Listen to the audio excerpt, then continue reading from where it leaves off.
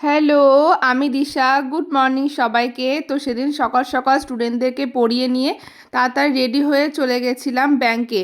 আর ব্যাংকে গেছিলাম তার কারণ হচ্ছে যুবসাথীর জন্য অ্যাপ্লাই করেছিলাম, তোমরা সবাই জানো, কিন্তু সেই টাকা আমারও এখনও অ্যাকাউন্টে ঢোকেনি। তো সেই জন্যই ব্যাংকে গেছিলাম যে ব্যাংকে কোনো প্রবলেম বা সমস্যা কিছু হচ্ছে কিনা সেটা দেখার জন্য। কিন্তু ওখানে গিয়ে ওরা বললো যে ব্যাংকের কোনো সমস্যা নেই, সব কিছু ঠিকই আছে।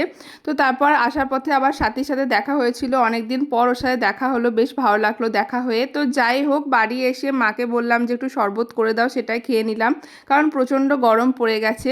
তো যুবসাথীর টাকা আমার এখনও ঢুকলো না। ওরা বললো যে ভিডিওতে যেতে, এখন ভিডিওতে কোনো কাজও হচ্ছে না, ভোটের আগে কোনো কাজ হবে না। তো তোমাদের কার কার যুবসাথীর টাকা ঢুকে গেছে আর কার কার এখনও ঢোকেনি অবশ্যই আমাকে কমেন্টে জানিও।